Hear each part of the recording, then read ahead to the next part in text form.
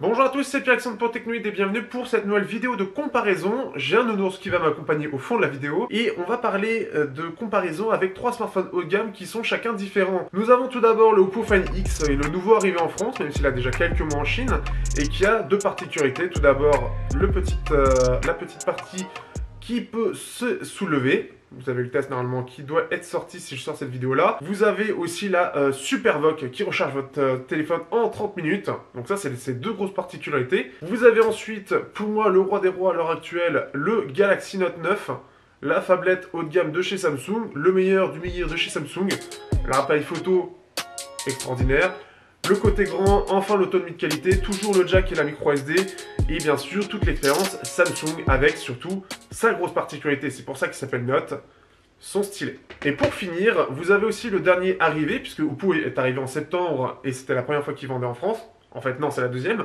Mais vous avez aussi Google qui a mis du temps à arriver en France, puisque c'est que à la troisième édition de leur smartphone qu'ils ont décidé de venir enfin en France. Et on peut le voir dans ce Google Pixel 3 et non pas la version XL avec son encoche dégueulasse, qui est avec un format très compact et surtout son appareil photo reconnu de tous comme excellent avec un mode nuit qui tue tout le monde. Mais on y reviendra, une petite info intéressante par rapport à Huawei pour ceux qui voient de ce que je veux dire. Néanmoins, ces trois smartphones très différents et une utilisation très différente et cibles très différentes. Qu'est-ce qu'ils ont en commun? Quelles sont les différences? Qui s'est fait? Vous allez le voir tout de suite.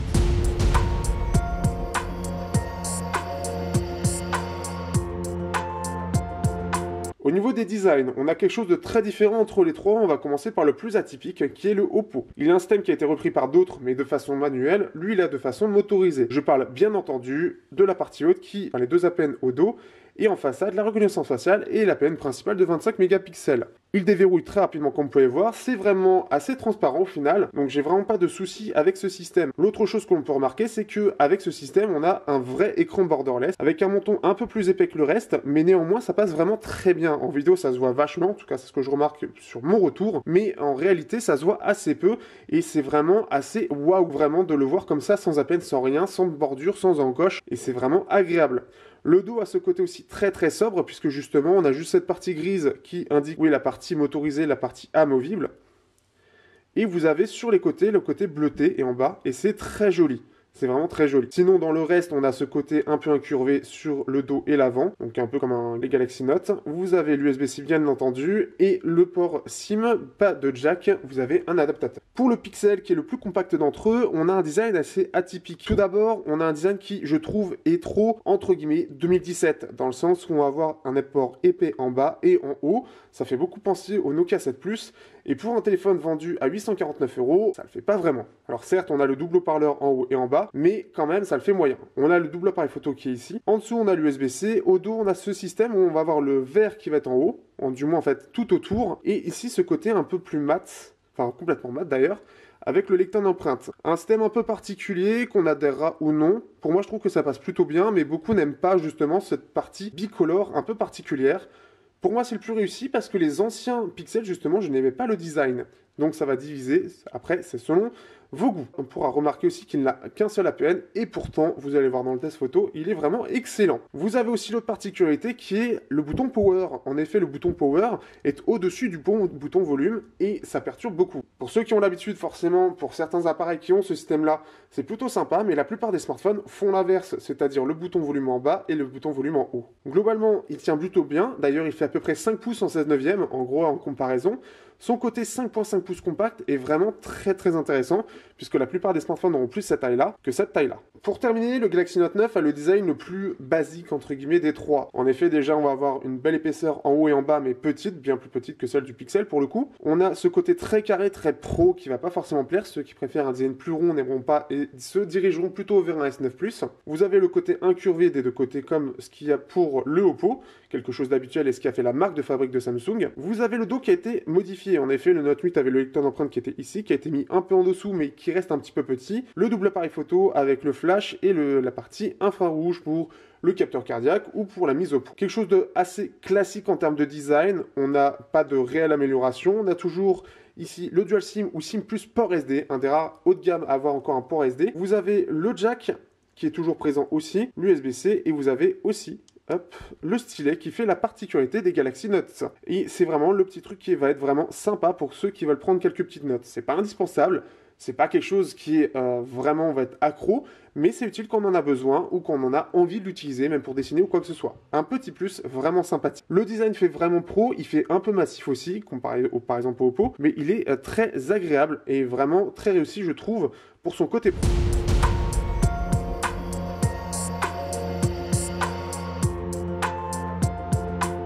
Au quotidien, les trois smartphones sont vraiment intéressants, que ce soit pour une utilisation simple ou complexe.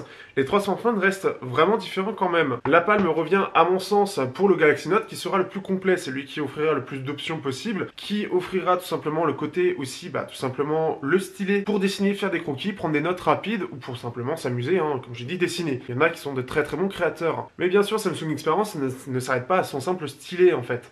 Vous avez toute une expérience, c'est une surcouche qui est assez complète, même très complète, pour certains trop complète. Aujourd'hui, ça s'est quand même bien amélioré, les Galaxy Note ont en général une meilleure optimisation, ce qui fait que la fluidité est vraiment bonne. J'ai jamais eu de soucis personnellement, que ce soit le Note 8 ou le Note 9.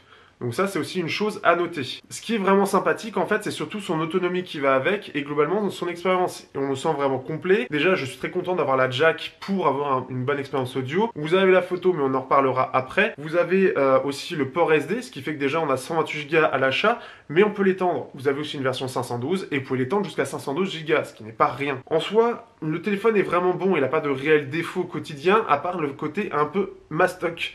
En fait, c'est son plus gros souci, puisque par rapport par exemple au Oppo, le Oppo, lui, a ce côté vraiment bien optimisé, puisqu'il est borderless. Le Galaxy Note 9, lui, a quelques bords, et c'est un petit peu encore son souci, qui fait que ça le rend plus mastoc. En plus de ça, il est un peu lourd, et c'est le truc le plus chiant, en fait, au quotidien. L'autre chose, et ce qui fait que ça l'handicape aussi un petit peu, c'est le déverrouillage. On déverrouille énormément son smartphone aujourd'hui, et le problème du Galaxy Note, c'est que le déverrouillage est un peu lent, que ce soit la reconnaissance faciale ou que ce soit le lecteur d'empreintes, il n'est clairement pas au niveau des hauts de gamme. Le capteur d'iris est très sécurisé, mais encore une fois, par exemple, si vous avez des lunettes comme moi, on le fait tout simplement que vous avez l'habitude déjà de voir des reconnaissances faciales 3D qui permettent un angle un peu large. Le capteur d'iris, lui, va devoir se tenir vraiment droit devant vous, ce qui fait que c'est pas le mieux non plus. Mais globalement, l'expérience est vraiment très très bonne, c'est vraiment son plus gros problème, c'est bien là, le déverrouillage.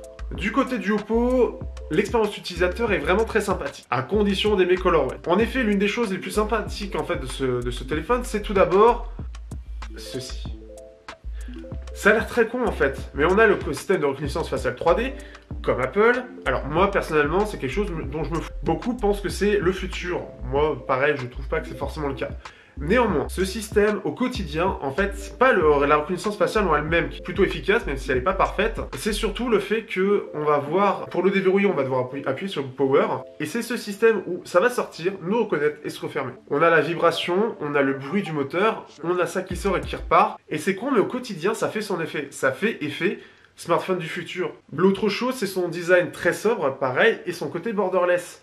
Au quotidien, ça a vraiment un impact en fait positif dans le sens où, par exemple, l'encoche du Mi 8, je ne pouvais pas la supporter. Ici, je l'aime beaucoup. C'est clairement là-dessus que l'Oppo joue et il réussit tout à fait son pari du borderless et de système motorisé. J'adore vraiment, c'est vraiment le plus de ce téléphone. Par contre, ColorOS, ça en déroutera plus d'un puisqu'il aura plus une expérience iOS androidisée. C'est encore pire que le Pixel, j'en parle juste après. Mais ce qui fait qu'il faut vraiment déjà apprécier Apple et il ne faut pas trop apprécier Android Stock pour apprécier ColorOS. Je vous invite à regarder le test complet ou le test complet du Oppo R15 Pro pour voir comment est la surcouche et voir à quel point elle est particulière et elle est très chinoise. Alors, le Pixel 3 au quotidien, c'est quelque chose de très différent. Déjà, il y a le côté compact. C'est con à dire, mais il y a tellement peu de smartphones compacts haut de gamme chez Android qu'on est content quand il y en a un. Et là, on en a. Le côté bordure, en haut et en bas, clairement, ça fait pas haut de gamme en fait. Ou en tout cas haut de gamme de 2017. C'est l'un des problèmes en termes de design. Par contre, l'expérience utilisateur est forcément très bien. En effet, la fluidité de Pixel Experience, donc Android toujours Android 9, Pixel Experience est vraiment très très bonne.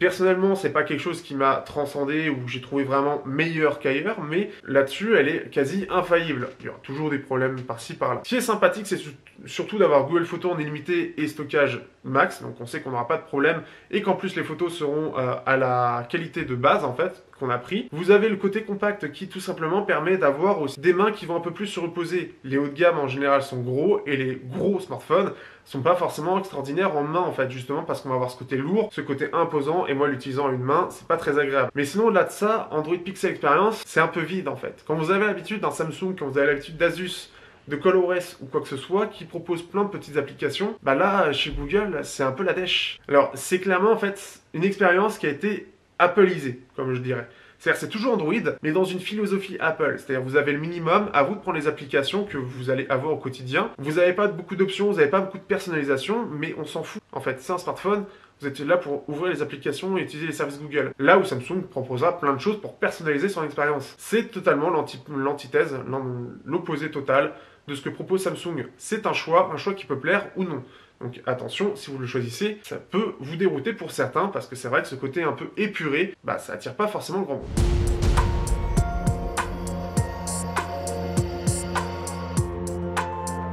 Pour la partie photo, on est sur deux smartphones qui sont très différents. En effet, le Oppo Find X est le plus moyen de tous, et on va commencer par lui, puisque donc il a un double capteur photo qui sont les mêmes que celui du OnePlus 6, mais en ouverture 2.0 au lieu d'une ouverture 1.7, ce qui fait qu'il capte moins de lumière. Et en plus de ça, le traitement de Oppo est assez agressif. En effet, Oppo aime bien le lissage sur son Find X. Je comprends pas pourquoi d'ailleurs, parce que l'Oppo R15 Pro, là-dessus, était plutôt bon.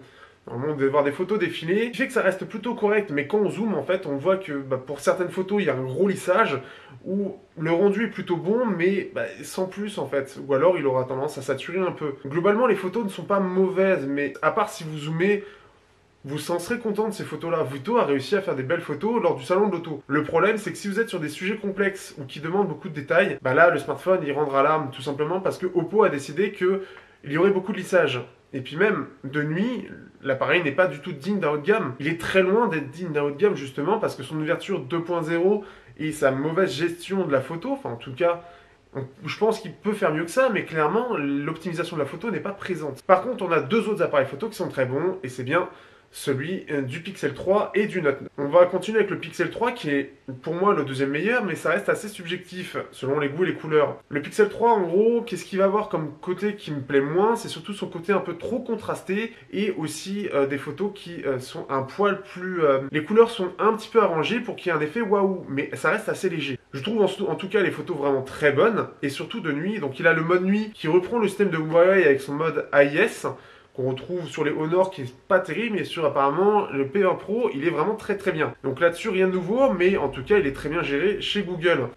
Après, en soi, les photos classiques, en mode classique, c'est simple à utiliser, mais c'est très efficace.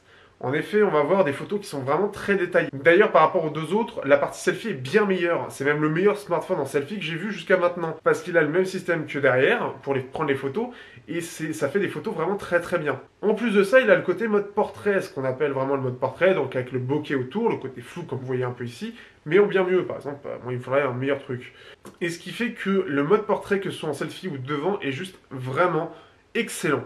Il est géré uniquement logiciellement et en plus de ça, on peut le retoucher après sur la partie Google Photos, justement dans ce mode portrait, on peut modifier cette fonction. Je trouve ça génial. Franchement, c'est vraiment génial. C'est super bien géré, ça fait naturel et il y a un traitement qui est fait qui donne vraiment ce côté reflet. Donc ce qui fait que c'est vraiment ses points forts. Après, les points faibles, c'est vraiment juste le côté surcontrasté et un poil, la colorimétrie qui est un poil modifiée, pour que ça corresponde à quelque chose d'un peu plus waouh et un peu moins réel. C'est vraiment la petite chose. Pour finir, le Galaxy Note 9, eh bien, lui, c'est juste le meilleur en photo, à mon sens. C'est le plus détaillé, c'est très simple à utiliser, et en plus de ça, au niveau des couleurs, je le trouve juste parfaitement, il colle parfaitement à la réalité, en fait, pour moi.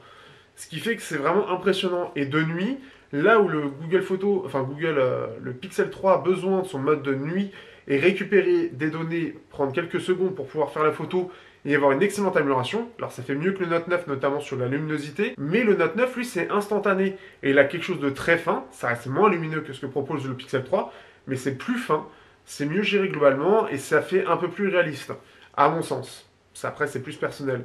Mais globalement, il est vraiment très très bon de ce point de vue-là, et il est toujours juste au niveau des couleurs, ce que je trouve vraiment dingue.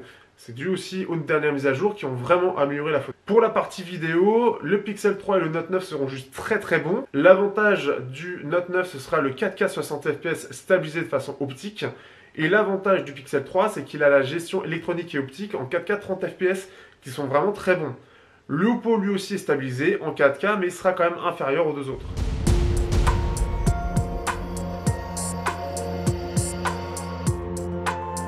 Au niveau de l'autonomie, le meilleur de tous, pour l'instant pour moi, c'est l'Oppo Find X.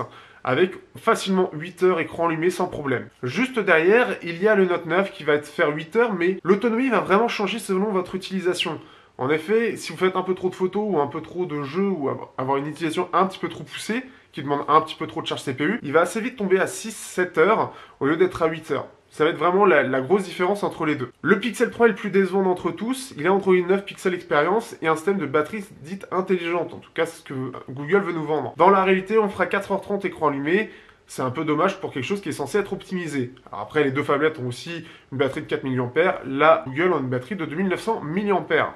Néanmoins, Google devrait pouvoir faire beaucoup mieux. Voilà, en gros, si vous voulez de l'autonomie, ce sera les deux phablettes. Sinon, si 4 heures vous suffisent, vous pouvez aller du côté du Pixel.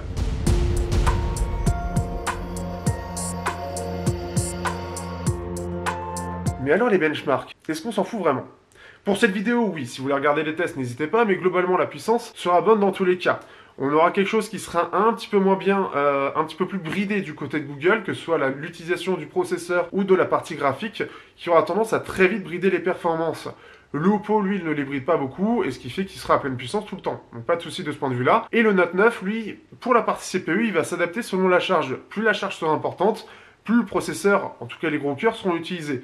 Mais globalement, il n'est jamais utilisé à pleine puissance et on verra surtout les gros cœurs à se limiter à 1,8 GHz, en tout cas pour le protocole de test que j'utilise, ce que vous pouvez voir sur le Note 9. Globalement, c'est trois excellents smartphones extrêmement puissants, vous n'aurez aucun problème, que ce soit pour l'utilisation ou pour les jeux. Le plus limité sera peut-être le Pixel 3, à voir avec le temps et les applications, puisqu'il n'a que 4 Go de RAM. Le Note 9 en a 6, après il y a quand même Samsung Experience qui consomme beaucoup.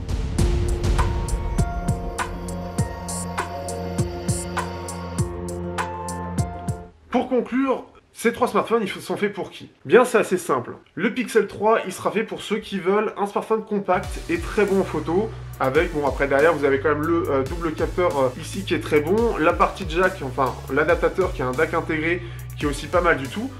Il est pas mauvais, mais surtout, son plus grand avantage, c'est surtout d'être compact. Mais après, par rapport aux autres smartphones, bah, il n'a pas vraiment grand chose en plus en fait.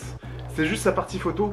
Mais sachant que le S9, quand il va passer sous paille, il aura la même chose, voire mieux, comme le Note 9 en fait, c'est pas forcément justifié. Ce qui fait que c'est un peu compliqué, à part son côté compact, il n'y a pas vraiment grand chose de vendeur sur ce téléphone, par rapport en tout cas aux deux autres. Il est juste très complet, globalement très bien équilibré, mais il a rien de plus que les autres. Le Oppo Find X, lui, a la particularité d'avoir ce côté vraiment futuriste. Pour ceux qui recherchent du vrai borderless, avec ce système motorisé qui est vraiment très sympathique et fait futuriste, on sent vraiment qu'on arrive dans un smartphone qui semble plus avancé que les autres. Mais par contre, il va pas falloir être regardant sur la partie photo qui est vraiment à la ramasse par rapport aux deux autres, et même par rapport en haut de gamme. Il a aussi l'avantage, parce que bon, c'est quand même le plus cher, 1000 €, d'être garanti 1 an de casse d'écran. C'est tout con, mais clairement, Oppo a fait attention à ça, qui permet d'un lancement en France qui est un peu plus rassurant sur un écran comme ça, où tout le monde a un petit peu peur de le casser. L'autre chose sympathique, c'est qu'on a quand même 256 Go de stockage, et surtout qu'on a la SuperVOOC. En effet, la SuperVOOC, ça va être la chose qui fait la différence, et qui fait qu'on va pouvoir recharger le téléphone en 30 minutes chrono. Réellement, même en l'utilisant. C'est juste fou. Et ce qui fait que pour 1000 €, on peut comprendre l'intérêt. C'est juste dommage d'avoir sacrifié un peu la partie photo, ou du moins de l'avoir négligée, pour le reste. Mais globalement, c'est vraiment très sympathique. Et pour ceux qui sont fans de la reconnaissance faciale 3D, vous serez aux anges aussi. Pour terminer avec ce Note 9, le Note 9 pour moi ça reste le grand gagnant de ce comparatif et des derniers smartphones que j'ai eu en test. En effet, c'est le plus complet, le plus polyvalent, le meilleur tout simplement, que ce soit en photo, la partie sonore est aussi meilleure. On a un jack et un port SD, ce qui va permettre à ceux qui en ont de toujours l'utiliser, ce qui n'est pas le cas pour les deux autres, même s'ils ont énormément de mémoire. La carte micro SD est quand même pratique, et le jack aussi, surtout si on veut le recharger en même temps, et on n'a pas besoin de s'emmerder avec un adaptateur ou de devoir acheter des intras USB-C, ce que je fais moi par exemple. Ça c'est la chose qui est déjà positive. Mais en plus de ça, l'appareil photo est vraiment excellent, il est ultra polyvalent, il est très juste, et Samsung a vraiment amélioré son algorithme de façon impressionnante. Je suis très impressionné des photos qu'il a fait, il est toujours très bon de ce point de vue là. Après, son plus gros problème c'est qu'il est assez mastoc, il fait plus mastoc que le Oppo, il est un peu lourd, mais au moins l'autonomie. La petite chose supplémentaire, même si elle reste un peu secondaire sur globalement à l'utilisation, c'est le stylet. Vous pouvez prendre des notes rapides par exemple pour ceux qui en ont besoin, mais vous pouvez aussi dessiner. Pour moi c'est vraiment son truc positif, si on peut dessiner. Pour expliquer quelque chose où c'est compliqué d'expliquer comme ça à la voix, vous pouvez faire un croquis. C'est pas utile souvent, mais ça l'est quand même. En plus de ça, Samsung a fait la petite particularité où vous avez un bouton qui est pas physique, mais qui fait comme si quand vous allez appuyer pour le réveiller. C'est tout con, mais ça fait penser vraiment aux anciens Galaxy Note, aux anciens Samsung tout simplement, et les smartphones qui avaient un bouton en façade. Et ça reste bien pour garder cette petite habitude, et je trouve ça bien en fait. Et quand vous voulez justement faire la reconnaissance faciale, vous pouvez la faire de cette façon. C'est mieux que d'appuyer sur la touche Power, et en plus de ça, ça fait une bonne sensation, et on perd pas trop ses habitudes. Le suivi restera peut-être le plus gros souci. Alors, Oppo n'est peut-être pas est encore moins bon, mais c'est toujours le doute, et notamment l'optimisation logicielle derrière. Parce qu'il est vrai qu'après un an, en général, les smartphones ont un peu plus de mal du côté de Samsung. Et c'est peut-être le plus gros défaut qu'on ne peut pas avoir pendant les tests. Mais globalement, ça va rester le plus polyvalent, le plus complet, et pour ceux qui aiment les options, pour l'écran, pour le stockage, etc., vous serez très content de ça. En plus, la personnalisation est de plus en plus poussée, que ce soit les thèmes ou que ce soit la petite personnalisation, même ici, même si ça se voit pas ici. Globalement, pour moi, c'est le plus complet, et puis même, le double parleur est meilleur que sur le Pixel 3, enfin, tout est meilleur, en fait, globalement, je trouve. Et la fluidité, elle est très bonne. Ce qui fait que je le recommande vraiment de ce point de vue-là, c'est pas le moins cher, bien évidemment, il fait, quoique, il est aux alentours des 800-900 € aujourd'hui, donc c'est quand même pas dégueu non plus. Le Pixel 3, lui, est à 860 €, ce qui le rend aussi cher et pourtant il est beaucoup moins complet, ce qui est plus en fait dirigé pour des gens qui veulent du Apple, mais qui en ont un petit peu marre ou qui veulent la simplicité Apple, qui veulent la compacité. Google répond à cette cible-là, cette clientèle-là, alors que Samsung, pas du tout, c'est totalement différent.